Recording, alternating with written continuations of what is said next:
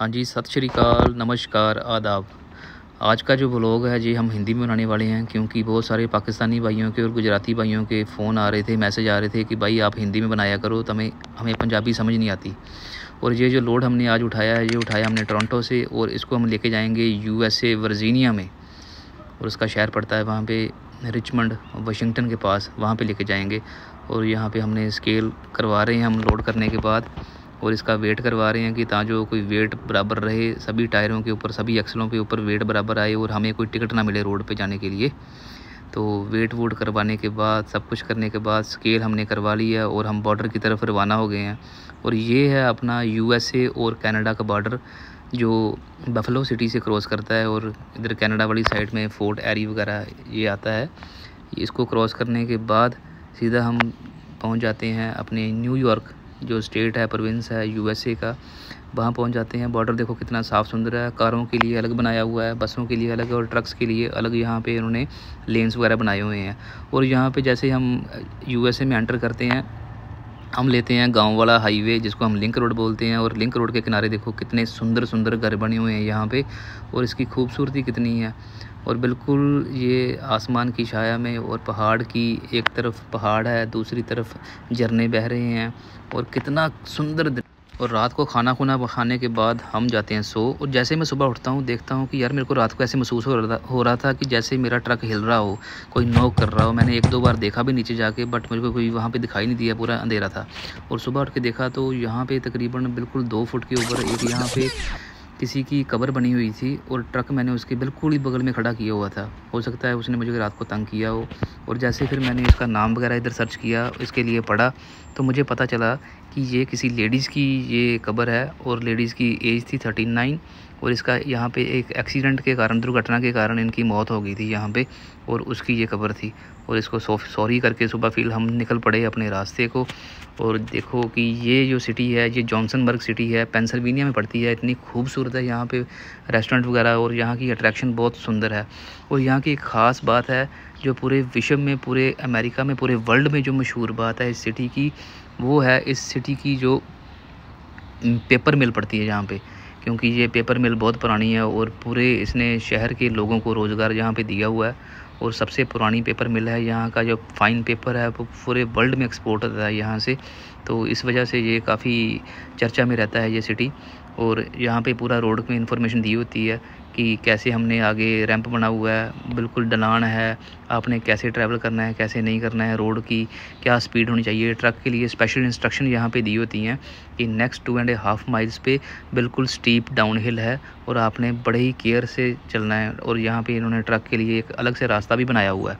और जैसे ही हम ये छोटे से गाँव में पड़ जाते हैं, और इस गांव की खूबसूरती तो देखने लायक है। और सबसे जो अट्रैक्शन की बात, सबसे जो प्राउड फील करने की बात मुझे ये इस गांव में लगी, वो थी यहाँ पे जो साइड में जो बैनर लगाए हुए हैं खंभों पे, उसमें इन्होंने अपने गांव के जो शहीद बंदे हैं ना, शहीद लोग हैं, फौजी, उनकी फ़ोटो लगाई हुई है। और लिखा हुआ है कि ये हमारे गाँव का हीरो है, he is a real hero of our village.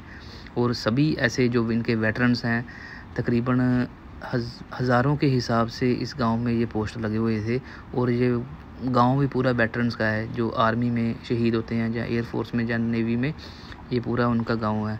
और जैसे हम ये छोटा सा ब्रिज आगे आ गया, ऐसे लगता है कि ब्रिज के ऊपर टच कर जाएगी गाड़ी, क्योंकि यहाँ पे लिखा नहीं हुआ कि कितनी हाइट होनी चाहिए या कितना कैसे है। पर फिर भी हमने जैसे कैसे करके निकाल लिया इधर से। और रेलवे क्रॉसिंग जैसे इधर आती है, रेलवे क्रॉसिंग पे ऊपर कोई भी बोर्ड वगैरह नहीं लगा होता, सीधा खुला होता है।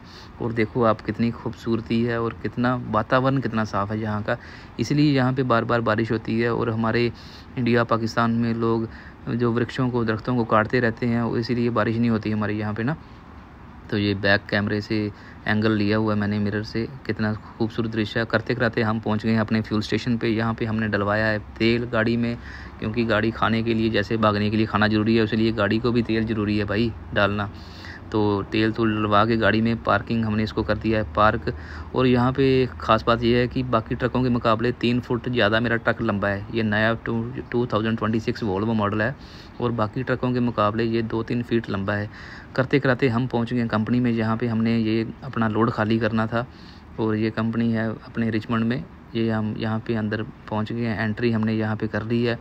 और जैसे ही हम थोड़ा सा अंदर जाते हैं, यहाँ पे लिखा हुआ है कि स्पीड लिमिट किस हिसाब से आपने गाड़ी चलानी है यहाँ पे, और पूरा इंस्ट्रक्शन दी हुई है। मैं इधर पहली बार आया था और बड़ा ही ठीक सिस्टम है यहाँ पे। फोर्कलिफ्ट वाले ने जल्दी खाली कर दी हमारी गाड़ी, और सामने जो दूसरा ट्रक है वो गोरी चला रही है, और उसको बैक करने में थोड़ी डिफ़िकल्टी आ रही थी। मेरे को बोल दी कि भाई मेरे से बैक करने में मुश्किल आ रही है, आप मेरे को थोड़ा बैक करवा दो इधर।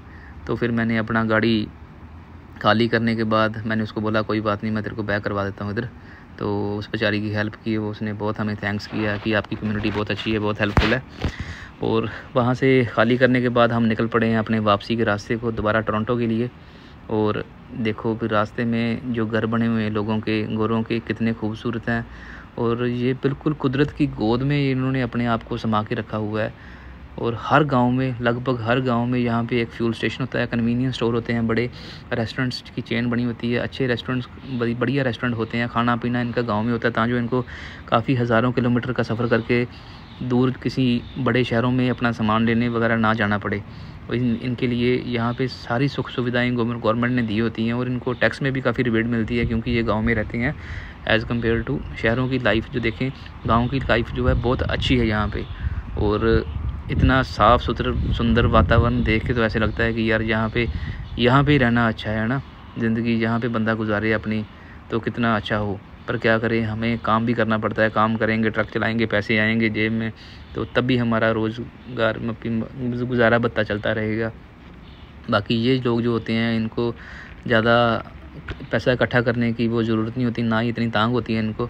ये सिर्फ अपना उतना कमाते हैं, खाते हैं, अपना जीवन व्यतीत करते हैं, और इस वर्ल्ड को, इस धरती को अलविदा कह के जाते हैं। रात का नज़ारा देखो भाई, गेट वे वो टीए का बना हुआ है, यहाँ पे फुल स्टेशन वगैरह 1-2 हैं, और कितनी खूबसूरती है। रात के तकरीबन 12-1 बज रहे हैं, और देखो भी रौनक कितनी है रोडों पे ना। इसलिए ड्राइवर भाई हमारे दिन रात भागते रहते हैं, क्योंकि रोड पे ऊपर बिल्कुल सुनसान भी होता है कई जगह पे बिल्कुल रौनक भी होती है।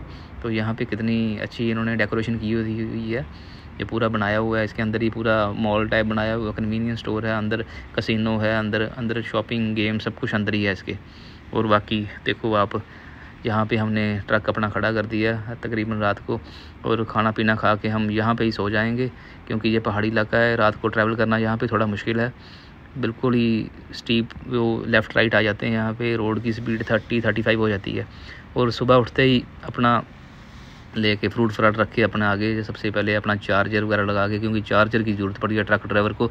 और यहाँ पे हमने चूड़ी वगैरह की है अपनी, और नहाना और धोना जो अपना करेंगे, वॉशरूम वगैरह जाएंगे, वो हम पंप पे जाएंगे फ्यूल स्टेशन पे। और उसके बाद सेम उसी गांव से निकलते हुए वापसी के राह पर हम टोरंटो की तरफ बढ़ रहे हैं। और देखो भी कितने खूबसूरत गाँव हैं, छोटे छोटे घर बनाए हुए हैं रोड के साइड पे। और थोड़ा सा डिफ़िकल्टी ये हमें ये आती है कि जैसे हमारे बच्चे छोटे होते हैं, तो हमारे जो बच्चे हैं वो जहाँ पे तकरीबन रोड पे जा सकते हैं खेलते खेलते, वो चीज़ की थोड़ी मुश्किल है। बाकी जो जहाँ पे हरियाली वगैरह है, वातावरण जितना साफ़ है, वो बहुत अच्छा है। और करते करते हम पहुँच गए हैं अपने बफेलो वाले बॉर्डर पे, कनाडा अमेरिका के बॉर्डर पे। और एक साइड पे यहाँ पे नदी के ऊपर जो पुल बनाया हुआ है, बड़ा ख़तरनाक पुल बनाया हुआ है इन्होंने। और ये देखो भी कितना सुंदर है, एक लेन क्लोज़ है, एक लेन खुली है ट्रकों वाली, और दूसरी तरफ से गाड़ियाँ आ रही हैं, कनाडा से अमेरिका की तरफ जा रही हैं, और हम जा रहे हैं अमेरिका से कनाडा की तरफ वापसी के लिए। तो यहाँ पे एक ट्रक हमारे आगे चला हुआ है। यहाँ पे इन्होंने लिखा हुआ है कि ट्रक वालों के लिए राइट साइड पे ये रास्ता ये खुला हुआ है ट्रक वालों के लिए, और लेफ़्ट वाला रास्ता जो वो कारों का। वो जो झंडा लगा हुआ ना भाई, यही झंडा भाई लोगों को मारता है। 30-30, 35-35 लाख जो लोगों के लगवाता है, वो यही झंडा है भाई कनाडा वाला। और करते कराते जैसे हम पहुँच गए हैं अपने लंदन वाली साइड में कनाडा में, तो टोरंटो यहाँ से सिर्फ रह गया 57 किलोमीटर डाउनटाउन। तो यहाँ पे क्या है कि कैसे पता चलता है कि हम टोरंटो में पहुँच गए हैं। यहाँ पे रोड पे जो रश होता है ना, बहुत ज़्यादा होता है भाई, रोड पे रश बहुत ज़्यादा होता है, क्योंकि इनके पास हाईवे नहीं है कनाडा में ना, अमेरिका की तरह सिर्फ एक ही हाईवे है। यहाँ पे 403 हो गया, जहाँ बफेलो की तरफ से आते हैं, जो हम QEW जिसको हम क्यून एलिजाबेथ वे बोलते हैं, और दूसरा जो सारनिया की तरफ गया है, विंडसर की तरफ, वो आ गया अपना 401 आ गया। सिर्फ इनके पास वो 1-2 हाईवे है बस, तो इसके लिए इनके यहाँ रश ही रहता है बिल्कुल। और तकरीबन जो 1 घंटे वाला सफ़र है, वो 3 घंटे में आप कवर करते हो दिन के टाइम।